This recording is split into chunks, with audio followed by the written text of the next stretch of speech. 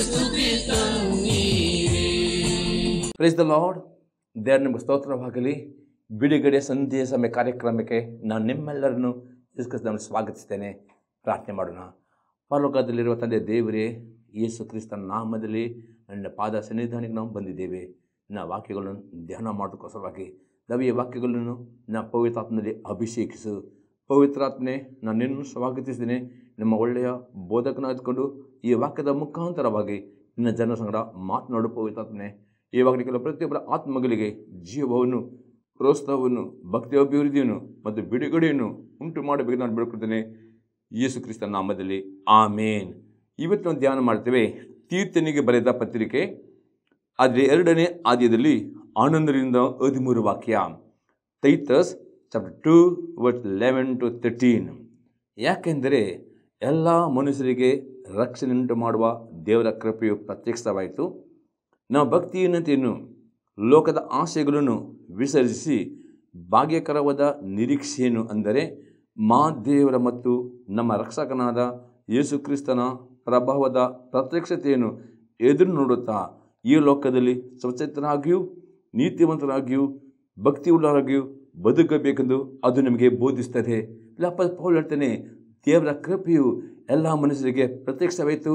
ಆ ಕೃಪೆಯನ್ನು ಹೊಂದಿದ ದೇವರ ಮಕ್ಕಳಾದವರು ನೀವು ಪ್ರೇರೆ ಆ ಯೇಸು ಕ್ರಿಸ್ತನ ಪ್ರತ್ಯಕ್ಷತೆಯನ್ನು ಎದುರು ನೋಡುತ್ತಾ ಈ ಲೋಕದಲ್ಲಿ ಸ್ವಚ್ಛತರಾಗಿಯೂ ನೀತಿವಂತರಾಗಿಯೂ ಭಕ್ತಿಯುಳ್ಳಬೇಕು ಎಂಬುದಾಗಿ ಆ ದೇವರ ಕೃಪೆಯು ಬೋಧಿಸ್ತದೆ. ಹಾಗಾದರೆ ಈ ಕೃಪೆ ಏನು ಬೋಧಿಸ್ತದೆ ಎಂಬುದಾಗಿ ನಾವು ಕೆಲವು ಸಂಗತಿ ನೋಡಬೇಕು. ಮೊದಲನೇ ಸಂಗತಿ ಆಗಿದೆ, ಕೃಪೆಯು ಬೋಧಿಸ್ತದೆ ಭಕ್ತಿಹೀನತೆಯನ್ನು ವಿಸರ್ಜಿಸೋದಕ್ಕೆ ದೇವರ ಕೃಪೆಯು ನಮ್ಮನ್ನು ಬೋಧಿಸ್ತದೆ. ನಾವು ನೋಡ್ತೇವೆ ಯೂದನ ಪತ್ರಿಕೆ ಅದರ 18 ಮತ್ತು 19ನೇ ವಾಕ್ಯ. Jude chapter 1 verse 18 and 19. ಭಕ್ತಿಗೆ ವಿರುದ್ಧವಾದ ತಮ್ಮ ಆಶಯಗಳನ್ನು ಅನುಸರಿಸಿ ನಡೆಯುವ ಕುಚುದಗಾರರು ಅಂತ್ಯಕಾಲದಲ್ಲಿ ಇರುವರೆಂದು ಅವರು ನಿಮಗೆ ಹೇಳಿದರಲ್ಲ. ಇವರು ಭೇದಗಳುಂಟು ಮಾಡುವವರು, ಪ್ರಕಟ ಮನುಷ್ಯರು, ದೇವರಾತ್ಮವಿಲ್ಲದವರು ಆಗಿದ್ದಾರೆ.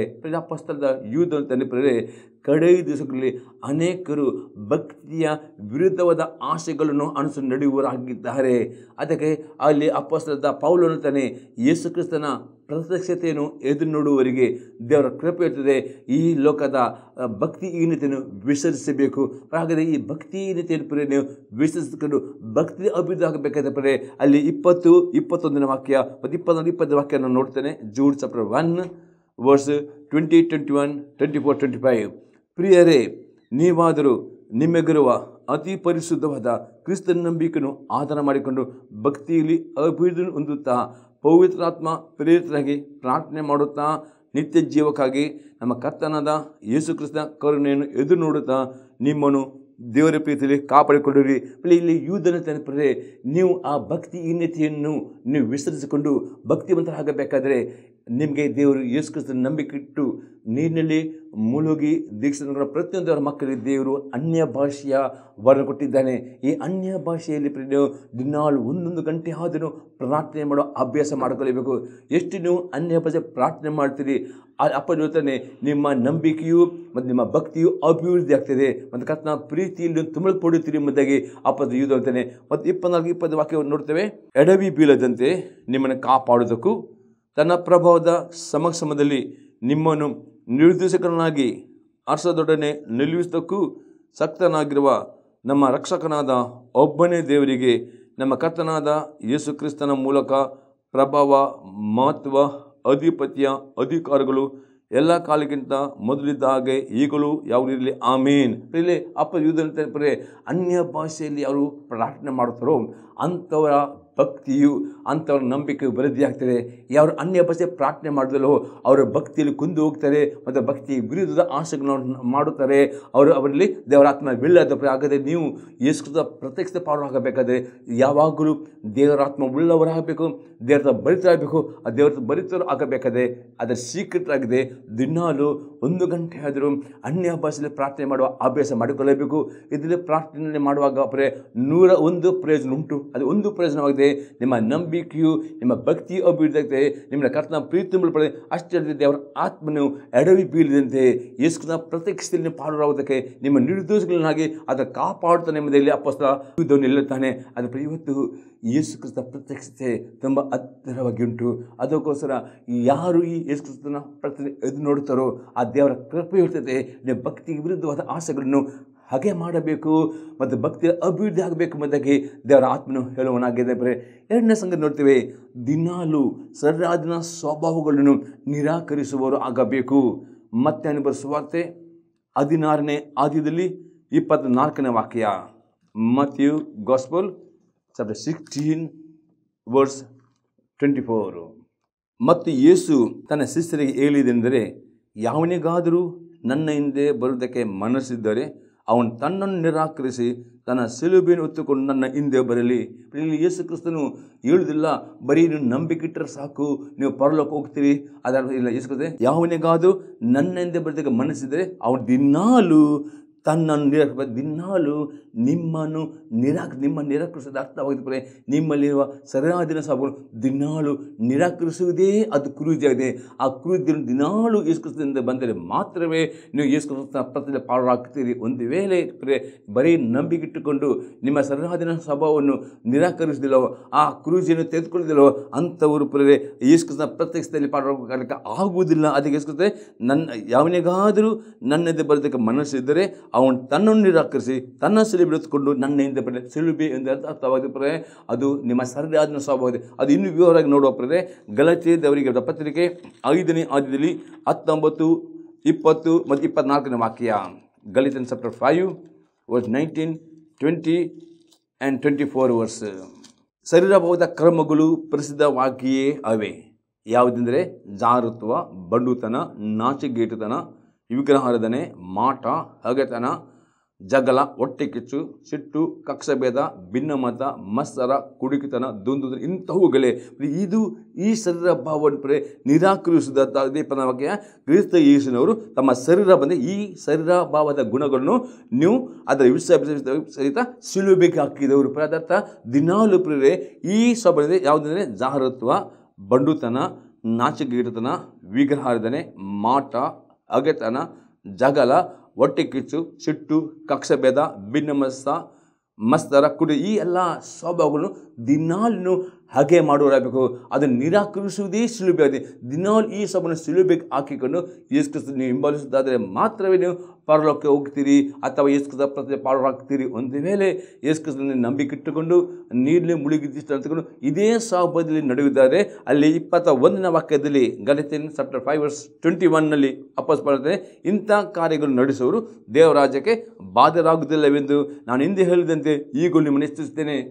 ಯಾರು ಈ ಶರೀರವಾದ ಪ್ರಕಾರ ನಡೆಯುತ್ತಾರೋ ಅಂಥವ್ರು ಪರಲೋಕಕ್ಕೆ ಹೋಗುವುದಿಲ್ಲ, ಅಂಥವ್ರು ರಕ್ಷಣೆ ಆಗುವುದಿಲ್ಲ ಎಂಬುದಾಗಿ ಆತನು ಎಚ್ಚರಿಸ್ತಾನೆ. ಹಾಗಾದರೆ ಇವತ್ತು ದೇವರ ಕೃಪೆಯು ಎಲ್ಲ ಜನರಿಗೆ ರಕ್ಷಣೆ ಮಾಡೋದಕ್ಕೆ ಪ್ರತ್ಯಕ್ಷವಾಗಿದೆ ಎಂಬುದಾಗಿ ಅಪೊಸ್ತಲನು ಹೇಳ್ತಾನೆ. ಆ ಮತ್ತು ದೇವರ ಕೃಪೆಯು ಪ್ರೇರೆ ನೀವು ಪಾಪದಲ್ಲಿ ಜೀವಿಸಬೇಕು ಎಂದು ಹೇಳುವುದಿಲ್ಲ. ಆ ಕೃಪೆ ಇರ್ತದೆ. ಮೊದಲು ಭಕ್ತಿಹೀನತೆಯನ್ನು ವಿಸರ್ಜಿಸಬೇಕು. ಎರಡನೇದಾಗಿ ನಿಮ್ಮ ಸರಿಯಾದ ಸ್ವಭಾವವನ್ನು ನಿರಾಕರಿಸುವವರಾಗಬೇಕು ಎಂಬುದಾಗಿ ಅದು ಕಲಿಸಿಕೊಡ್ತದೆ. ಇನ್ನೊಂದು ವಾಕ್ಯ ನೋಡ್ತೇವೆ, ಲೂಕನ ಬರೆದ ಸುವಾರ್ತೆ 21ನೇ ಅಧ್ಯಾಯದಲ್ಲಿ 34ರಿಂದ 36 ವಾಕ್ಯ. Luke 21 chapter verse 34 to 36. ನಿಮ್ಮ ವಿಷಯದಲ್ಲಿ ಜಾಗರೂಕರಾಗಿರಿ. ಅತಿ ಭೋಜನದ ಮದಿನಿಂದಲೂ ಅಮಲಿನಿಂದಲೂ ಪ್ರಪಂಚದ ಚಿಂತೆಗಳಿಂದಲೂ ನಿಮ್ಮ ಹೃದಯಗಳು ಭಾರವಾಗಿರಲಾಗಿ ಆ ದಿವಸವು ನಿಮ್ಮ ಮೇಲೆ ಉರುಳಿನಂತೆ ಪಕ್ಕನೆ ಬಂದೀತು. ಆ ದಿವಸವು ಭೂ ನಿವಾಸಿಗಳೆಲ್ಲರ ಮೇಲೆ ಬರುವುದು. ಅದೇ ಬರುವುದಕ್ಕಿರುವ ಇವೆಲ್ಲವುಗಳಿಂದ ತಪ್ಪಿಸಿಕೊಳ್ಳುವುದಕ್ಕೂ ಮನುಷ್ಯನ ಮುಂದೆ ನಿಂತುಕೊಳ್ಳುವುದಕ್ಕೂ ನೀವು ಪೂರ್ಣ ಶಕ್ತರಾಗುವಂತೆ ಎಲ್ಲ ಕಾಲದಲ್ಲಿಯೂ ದೇವರಿಗೆ ವಿಜ್ಞಾಪನೆ ಮಾಡಿಕೊಳ್ಳುತ್ತಾ ಎಚ್ಚರವಾಗಿರಿ ಅಂದವನು. ಪ್ರಿಯಲ್ಲಿ ಯೇಸು ಕ್ರಿಸ್ತನು ಹೇಳ್ತಾನೆ, ಯೇಸು ಕ್ರಿಸ್ತನ ಪಾಲ್ಗೊಳ್ಳಬೇಕಾದ್ರೆ ಎಲ್ಲ ಸಮಯದಲ್ಲಿಯೂ ಎಲ್ಲ ಕಾಲದಲ್ಲಿಯೂ ವಿಜ್ಞಾಪನೆ ಮಾಡುತ್ತಾ ಎಚ್ಚರವಾಗಬೇಕು. ಒಂದು ಪ್ರಾರ್ಥನೆ ಮಾಡಿದವನು ಪ್ರೇರೆ ಆತ್ಮದಲ್ಲಿ ಆತನು ನಿದ್ರಿಸ್ತಾನೆ. ಅಂಥವರು ಪರಲೋಕಕ್ಕೆ ಹೋಗುವುದಿಲ್ಲ ಎಂಬುದಾಗಿ ಯೇಸು ಕ್ರಿಸ್ತನು ಹೇಳ್ತಾನೆ. ಅದಕ್ಕೆ ಪ್ರಾರ್ಥನೆಗೆ ಅಡ್ಡಿ ಇರುವ 3 ಸತ್ವಗಳೇ, ಒಂದು ಅತಿಯಾದ ಭೋಜನ, ಮತ್ತು ಅಮಲು ಮತ್ತು ಪ್ರಪಂಚ, ಈ ಮೂರು ಸತ್ವಗಳು ಒಂದು ಪರಿ ನಿಮ್ಮ ಊಟದಲ್ಲಿ ಮಿತಿಯಾಗಿ ಊಟ ಮಾಡಬೇಕಾಗಿದೆ. ಪ್ರಾರ್ಥನೆಗೋಸ್ಕರ ನಿಮ್ಮ ಶರೀರವನ್ನು ಪರಿ ಅತಿ ಭೋಜನದಲ್ಲಿ ನಿಮ್ಮ ಶರೀರವನ್ನು ಪರಿ ಮಿತಿಯಾದ ಊಟವನ್ನು ಸೇವನೆ ಮಾಡಬೇಕಾಗಿದೆ.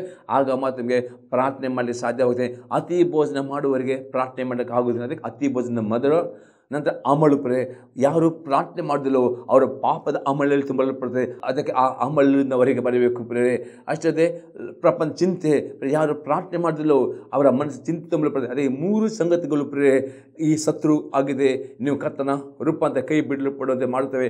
ಅದಕ್ಕೆ ಯೇಸುಕ್ರಿಸ್ತನೇ ಅತಿ ಭೋಜನ ಮೊದಲಿಂದಲೂ ಪ್ರಪಂಚ ಚಿಂತೆಗಳಿಂದಲೂ ಅಮಲಿಗಳಿಂದ ನಿಮ್ಮ ಹೃದಯದಿಂದ ನಿಮ್ಮ ಮನಸ್ಸು ಒಂದು ವೇಳೆ ಪ್ರೇರೆ ಈ ಅತಿ ಭೋಜನ, ಪ್ರಪಂಚ ಚಿಂತೆ, ಪಾಪ ಎಂಬ ಅಮಲಿನಲ್ಲಿ ನಿಮ್ಮ ಮನಸ್ಸು ತುಂಬಲ್ಪಡಿದರೆ ನಿಮ್ಮ ಮನಸ್ಸು ಪ್ರಾರ್ಥನೆ ಮಾಡಲಿಕ್ಕೆ ಆಗುವುದಿಲ್ಲ. ಅದಕ್ಕೆ ನಿಮ್ಮ ಮನಸ್ಸಲ್ಲಿ ಸ್ವಸ್ಥರಾಗಿರಿ. ಪ್ರಾರ್ಥನೆ ಮಾಡಬೇಕಾದ್ರೆ ನಿಮ್ಮ ಮನಸ್ಸು ಸ್ವಸ್ಥರಾಗಬೇಕು. ಅದಕ್ಕೆ ಈ ಸಂಗತಿಗಳ ಮೇಲೆ ಜಾವಂದೆ ಅತಿ ಭೋಜನ ಮಾತ್ರ, ಪ್ರಪಂಚ ಚಿಂತೆ, ಅಮಲು ಪಡೆ ನೀವು ಅದರ ಜಾಗ ಹೊಂದಿಕೊಂಡು ದಿನಾಲೂ 1 ಗಂಟೆಯಾದರೂ ಕಡಿಮೆ ಅಂದರೆ 1 ಗಂಟೆ ಆದರೂ ದಿನಲೂ ಪ್ರಾರ್ಥನೆ ಮಾಡುವ ಅಭ್ಯಾಸ ಮಾಡಿಕೊಳ್ಳಬೇಕು. ವಾರಕ್ಕೆ ಒಂದಿನ ಆದಿತ್ಯ ದಿವಸ ನಿಮ್ಮ ಸಭೆಯಲ್ಲಿ ಸೇರಿ ಆರಾಧನೆಯಲ್ಲಿ, ಪ್ರಾರ್ಥನೆಯಲ್ಲಿ ಪಾಲು ಹೀಗೆ ಮಾಡುವುದರೆ ಮಾತ್ರವೇ ನೀವು ಯೇಸುಕ್ರಿಸ್ತನ ಪ್ರತ್ಯಕ್ಷದಲ್ಲಿ ಪಾಲ್ಗೊಳ್ಳುತ್ತೀರಿ. ಇಲ್ಲವಾದರೆ 5 ಮಂದಿ ಬುದ್ಧಿಯಿಲ್ಲದ ಕನ್ನಿಕೆಯರು ಅವರಲ್ಲಿ ಆರತಿತ್ತು, ಆದರೆ ಎಣ್ಣೆ ಇರಲಿಲ್ಲ.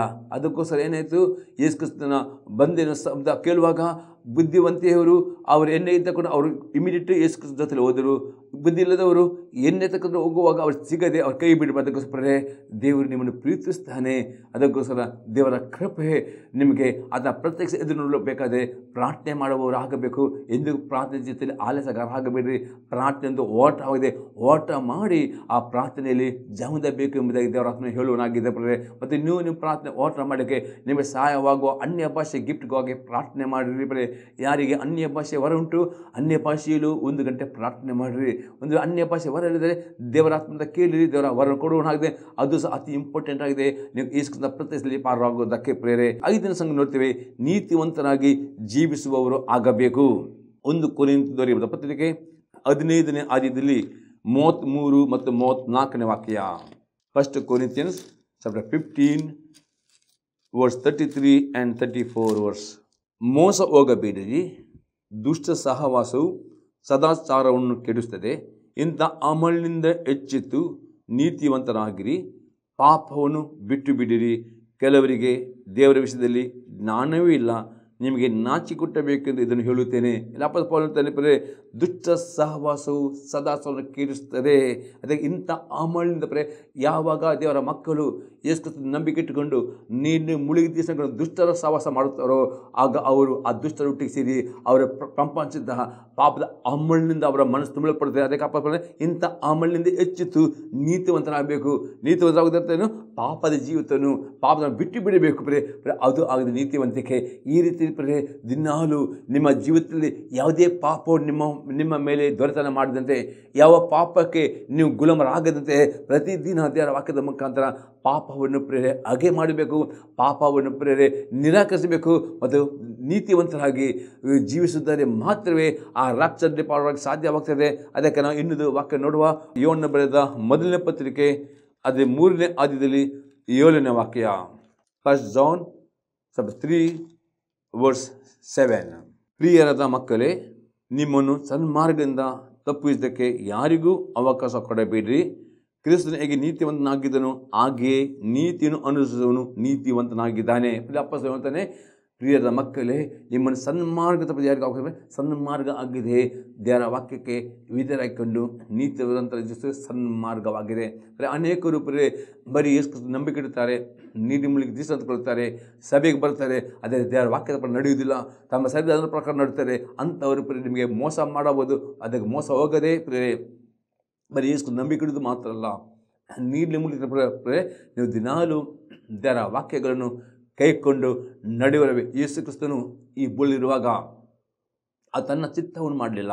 ಆತನು ಹೇಳ್ತಾನೆ, ನಾನು ತಂದೆ ಚಿತ್ತವನ್ನು ಮಾಡಿದನು, ಪರಿಪೂರ್ಣ ತಂದೆ ಚಿತ್ತಕ್ಕೆ ಆತನು ಪರಿಪೂರ್ಣ ವಿಧೇಯನಾದ. ಈ ರೀತಿ ನೀವು ಯೇಸುಕ್ರಿಸ್ತನಿಗೆ ನೀತಿವಂತನಾಗಿದ್ದನು. ಹಾಗೆ ಯೇಸುಕ್ರಿಸ್ತನನ್ನು ಅನುಸರಿಸುವವರಾದರೆ ಮಾತ್ರ ನೀತಿವಂತರಾಗ್ತೇವೆ. ಅಂಥ ನೀತಿವಂತನು ಮಾತ್ರ ಆ ಕರ್ತನ ಪ್ರತ್ಯಕ್ಷ ಪಾಲ್ಗೊಳ್ಳುತ್ತೀರಿ. ಒಂದು ವೇಳೆ ದೇವರ ವಾಕ್ಯಕ್ಕೆ ಅವಿಧೇಯರಾಗಿ ನಡೆಯುತ್ತೀರೋ, ಮೋಸ ಹೋಗ್ತಿರೋ ನೀವು ಕರ್ತನ ಪ್ರಜೆ ಪಾಲುಗಾರರಿಗೆ ನಿಮಗೆ ಅದು ಅಡ್ಡಿ ಆಗ್ತಿದೆ. ಅದಕ್ಕೆ ನೋಡ್ತೇವೆ ಮತ್ತೆ ಇನ್ನೊಬ್ಬರು ಸುವಾರ್ತೆ 5ನೇ ಅಧ್ಯಾಯದಲ್ಲಿ 17ರಿಂದ 20ನೇ ವಾಕ್ಯ ತನಕ. ಮೋಶೆಯ ಧರ್ಮಶಾಸ್ತ್ರವನ್ನಾಗಲಿ ಪ್ರವಾದಿಗಳ ವಚನಗಳನ್ನಾಗಲಿ ತೆಗೆದುಹಾಕುವುದಕ್ಕೆ ನಾನು ಬಂದೇನೆ ನೆನೆಸಬೇಡಿ. ತೆಗೆದುಹಾಕುವುದಕ್ಕೆ ಬಂದಿಲ್ಲ, ನೆರವೇರಿಸೋದಕ್ಕೆ ಬಂದಿದ್ದೇನೆ.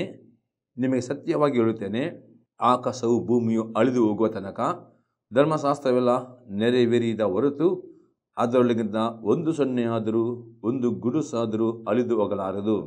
ಆದ್ದರಿಂದ ಈ ಸಣ್ಣ ಸಣ್ಣ ಆಜ್ಞೆಗಳಲ್ಲಿ ಆದರೂ ಒಂದನ್ನು ಮೀರಿ ಜನರಿಗೆ ಹಾಗೆ ಮೀರುವುದಕ್ಕೆ ಬೋಧಿಸುವನು ಪರಲೋಕ ರಾಜ್ಯದಲ್ಲಿ ಬಹಳ ಚಿಕ್ಕವನ್ನಿಸಿಕೊಳ್ಳುವನು. ಆದರೆ ತಾನೇ ಆ ಆಜ್ಞೆಗಳಂತೆ ನಡೆದುಕೊಂಡು ಜನರಿಗೂ ಹಾಗೆ ನಡೆಯಬೇಕೆಂದು ಬೋಧಿಸುವನು ಪರಲೋಕ ರಾಜ್ಯದಲ್ಲಿ ದೊಡ್ಡವನ್ನಿಸಿಕೊಳ್ಳುವನು. ನಿಮ್ಮ ನೀತಿಯು ಶಾಸ್ತ್ರಿಗಳ ಮತ್ತು ಪರಿಚಯರ ನೀತಿಗಿಂತಲೂ ಹೆಚ್ಚಿನಾಗದಿದ್ದರೆ ನೀವು ಪರಲೋಕ ರಾಜ್ಯದಲ್ಲಿ ಸೇರಿರಲಾರಿರಿ ಎಂದು ನಿಮಗೆ ಹೇಳುತ್ತೇನೆ. ಇಲ್ಲಿ ಯೇಸು ಕ್ರಿಸ್ತ ಅತಿ ಸ್ಪಷ್ಟ ಹೇಳ್ತಾನೆ. ಯೇಸು ಈ ಭೂಮಿಗೆ ಬಂದದು ಯಾವ ಪ್ರವಾದಿಗಳ ಮಾತುಗಳನ್ನು ಆಗಲಿ ಧರ್ಮ ರದ್ದು ಮಾಡಲಿಕ್ಕೆ ಬರಲಿಲ್ಲ, ಅದನ್ನು ನೆರವೇರಿಸಲಿಕ್ಕೆ ಬಂದಿದ್ದಾನೆ ಎಂಬುದು ಹೇಳ್ತಾರೆ. ಯೇಸು ಕ್ರಿಸ್ತ ಬರೀ ಧರ್ಮಶಾಸ್ತ್ರದಲ್ಲಿ ರದ್ದು ಮಾಡೋ ಸಂಗತಿ ಯಾವುದಿದೆ?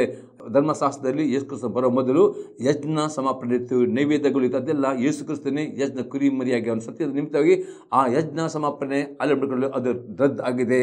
ಮತ್ತು ಶುದ್ಧಚಾರ ರದ್ದು ಮತ್ತು ಯಾವ ಆಜ್ಞೆಗಳನ್ನು ಯೇಸು ರದ್ದು ಮಾಡಲಿಲ್ಲ, ಅದನ್ನು ನೆರವೇರಿಸಿಗೆ ಬಂದಾನೆ. ಅದು ಯೇಸು ಕ್ರಿಸ್ತನೇ ಪರಿಸರು ಮತ್ತು ಶಾಸ್ತ್ರಿಗಳು ಕೆಲವೊಂದು ಆಜ್ಞೆಗಳು ಮಾತ್ರ ಕೈಕೊಂಡು ನಡೆಯುವರು, ಎಲ್ಲ ಆಜ್ಞೆ ಕೈಕೊಂಡು ನಡೆಯುತ್ತಾರೆ. ಅದು ಯೇಸು ಕ್ರಿಸ್ತನೇ ನಿಮ್ಮ ನೀತಿಯು ಪರಿಸರ ಶಾಸ್ತ್ರಿಗಳ ನೀತಿಗಿಂತಲೂ ಹೆಚ್ಚಿನಾಗಬೇಕಾದ ಅರ್ಥವಾದ ನೀವು ದೇವರ ಪ್ರತಿಯೊಂದು ಆಜ್ಞೆಗಳನ್ನು ಕೈಕೊಂಡು ನಡೆಯುವರಾಗಬೇಕು. ಅದಕ್ಕೆ ಪ್ರಕಟಣೆ ಗ್ರಂಥ 22ನೇ ಅಧ್ಯಾಯದಲ್ಲಿ 11ನೇ ವಾಕ್ಯ, ರೆವಲ್ಯೂಷನ್ 22:11 ಹೀಗಿರ್ತದೆ, ನೀತಿವಂತನು ಇನ್ನೂ ನೀತಿಯನ್ನು ಅನುಸರಿಸಲಿ, ಪವಿತ್ರನು ತನ್ನ ಇನ್ನೂ ಪದಾರ್ಥ ದಿನಾಲು ನೀತಿವಂತರಾಗಿ ಜೀವಿಸಲಿಕ್ಕೆ ತಾವು ಕಾಪಾಡಬೇಕು. ದಿನಾಲು ನೀತಿವಂತರಾಗಿ ನೀವು ಜೀವಿಸಲಿಕ್ಕೆ ದೇವರ ಪ್ರತಿದಿನ ದಿನಾಲು ನೀವು ದೇವರ ವಾಕ್ಯ ಓದುವರಬೇಕು. ದೇವರನ್ನು ಓದುವಾಗ ಆಜ್ಞೆಗಳನ್ನು ಗಮನಿಸಬೇಕು. ಪ್ರತಿದಿನ ದೇವರ ವಾಕ್ಯ ಓದುವಾಗ ನಿಮಗೆ ಒಂದಲ್ಲ ಒಂದು ಆಜ್ಞೆ ನಿಮಗೆ ಸಿಗ್ತದೆ.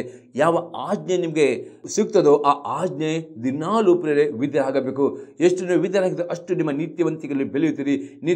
ಈ ರೀತಿ ನೀತಿವಂತಿಕೆಗಳು ಅಭಿವೃದ್ಧಿ ಆಗಬೇಕು, ನೀತಿವಂತ ಜೀವಿಸಬೇಕು. ಆವಾಗ ಮಾತ್ರ ಕರ್ತನ ಪ್ರಸ್ತುತದಲ್ಲಿ ಪಾಲ್ಗೊಳ್ತೀರಿ. ಒಂದು ವೇಳೆ ನೀವು ಆ ನೀತಿವಂತಿಕೆಗಳು ನೀವು ಅಭಿವೃದ್ಧಿ ಮಾಡುವುದಿಲ್ಲವೋ, ಆ ನೀತಿವಂತರ ಜೀವಿಸುತ್ತಿಲ್ಲವೋ, ಆಗ ಕರ್ತನ ಪ್ರಸ್ತುತದಲ್ಲಿ ಪಾಲ್ಗೊಳ್ಳ ಅದು ಅಡ್ಡಿ ಮಾಡ್ತದೆ ಎಂಬುದಾಗಿ ಅಲ್ಲಿ ಪೌಲನು ತೀತನ ಪತ್ರಿಕೆಗಳು ಹೇಳ್ತಾನೆ. ಈಗ 6ನೇ ಸಂಗತಿ ನೋಡ್ತೇವೆ, ಭಕ್ತಿವಂತರಾಗಿ ಪರಿಶುದ್ಧರಾಗಿ ಜೀವಿಸುವವರು ಆಗಬೇಕು. ಪೇತ್ರನು ಬರೆದ 2ನೇ ಪತ್ರಿಕೆ 3ನೇ ಅಧ್ಯಾಯದಲ್ಲಿ 11ರಿಂದ 14 ವಾಕ್ಯ. 2 Peter 3:11-14. ಇವೆಲ್ಲವುಗಳು ಈಗ ಲಯವಾಗಿ ಹೋಗುವುದರಿಂದ ನೀವು ದೇವರ ದಿನದ ಪ್ರತ್ಯಕ್ಷತೆಯನ್ನು ಎದುರು ನೋಡುತ್ತಾ ಆರೈಸುತ್ತಾ ಎಷ್ಟೋ ಪರಿಶುದ್ಧವಾದ ನಡವಳಿಕೆಯು ಭಕ್ತಿಯು ಉಳ್ಳವರಾಗಬೇಕಲ್ಲ. ಆ ದಿನದಲ್ಲಿ ಆಕಾಶ ಮಂಡಲವು ಬೆಂಕಿ ಹತ್ತಿ ಲಯವಾಗಿ ಹೋಗುವುದು, ಸೂರ್ಯಚಂದ್ರ ನಕ್ಷತ್ರಗಳು ಉರಿದು ಕರಗಿ ಹೋಗುವವು.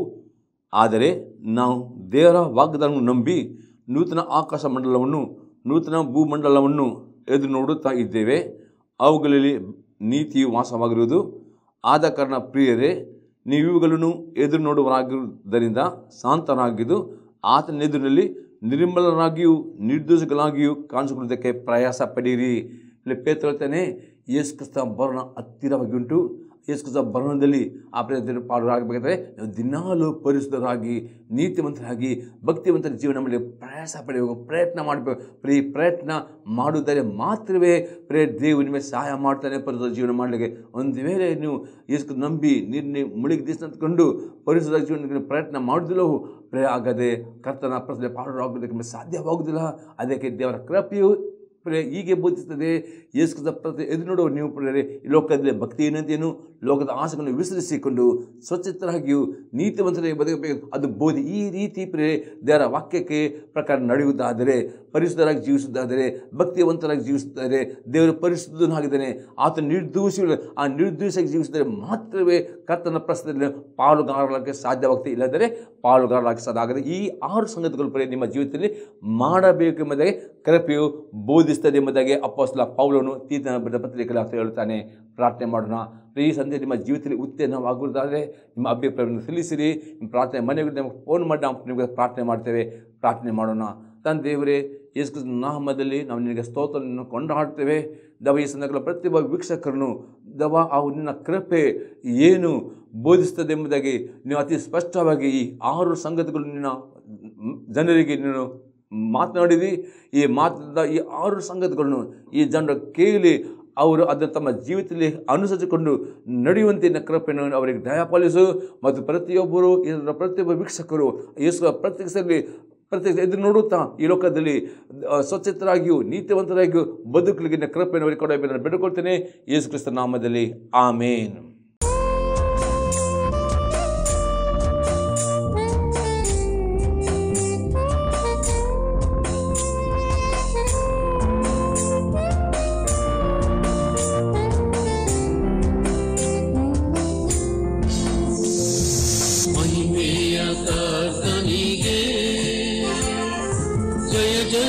ಜಯವೆನ್ನಿರಿ, ಜಯ ವೀರ ದೇವನಿಗೆ ನಿತ್ಯ ಸ್ತುತಿ ತನ್ನಿರಿ.